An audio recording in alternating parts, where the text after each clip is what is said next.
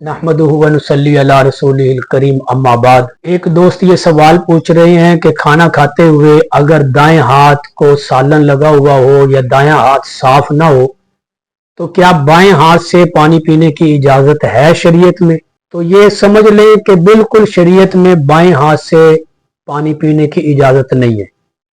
अगर दाएं हाथ पे सालन लगा है या दायां हाथ साफ नहीं है तो उसका तरीका ये है, आप बाएं हाथ में गिलास पकड़ लें और दायां हाथ जो है ना वो किसी भी जगह से ऐसे गिलास के नीचे लगा लें ताकि दायां हाथ जो है ना वो इस्तेमाल में रहे, तो वो सुन्नत अदा हो जाएगी दाएं हाथ वाली।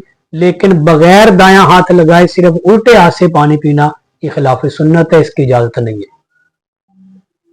एक सवाल ये पूछ रहे हैं कि जुमे के दोनों खुतबों के दरमियान या दोनों खुतबे सुनने के लिए बैठने का शरई हुक्म क्या है?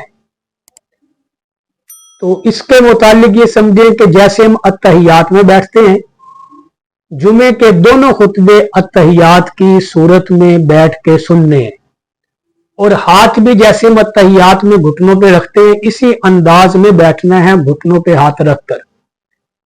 ये जो लोगों के अंदर एक रिवाज, एक रस्म बनी हुई है कि जुमे का पहला खुतबा जो है वो हाथ बांध के सुनते हैं अत्तहियात में और दूसरा खुतबा जो है वो हाथ छोड़ के सुनते हैं, ये गलत है। दोनों खुतबे अत्तहियात के अंदाज में बैठ के और दोनों हाथ दोनों खुतबों में घुटनों पे रखने जैसे अत्तहियात में, ये तरीका है, शरई हुक्म है जुमे के दोनों खुतबे सुनने का।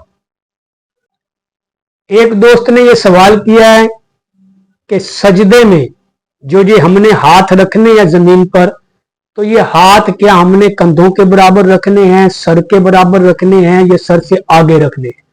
इसका सुन्नत तरीका क्या है सजदे में हाथ रखने का?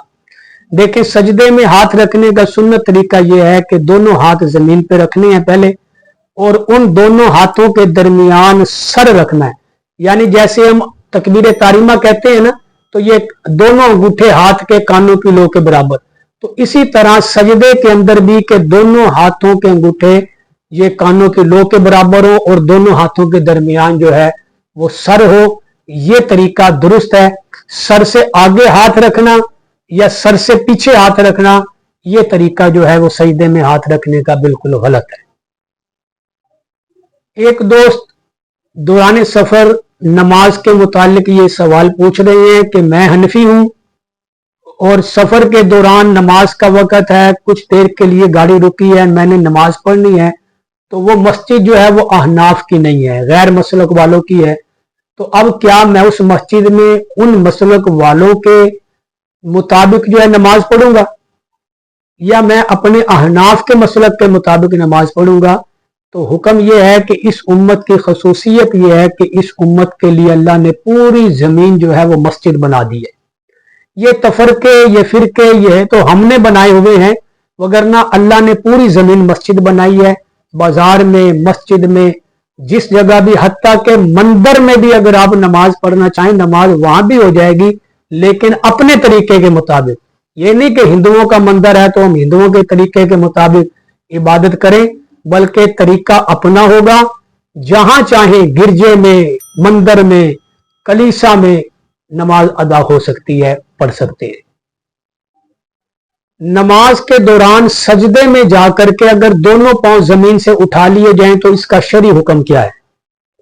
देखें, अगर दौरान सजदा दोनों पांव जमीन से उठा लिए और पांव इतनी देर तक उठे रहे कि इतनी देर में 3 मर्तबा सुभान अल्लाह कहा जा सकता था, तो नमाज टूट गई, नमाज फासिद हो गई, वो नमाज दोबारा पढ़नी पड़ेगी।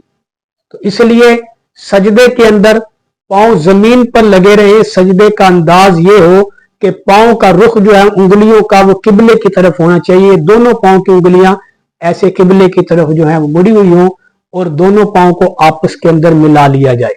और अगर उठाएंगे और इतनी मिकदार के 3 मरतबा सुभान अल्लाह कह दिया जाए, जमीन से उठे रहे, तो नमाज टूट जाएगी।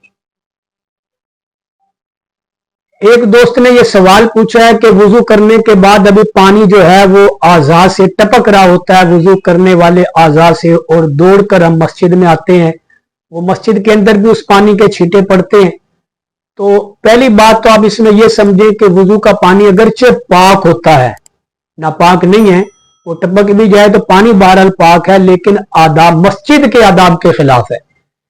जब वुजू करें तो वुजू खाने पर ही उस पानी के जो कतरे टपकने, उनको अगर कोई कपड़ा है तो उससे चेहरा साफ कर लें, बाजू साफ कर लें।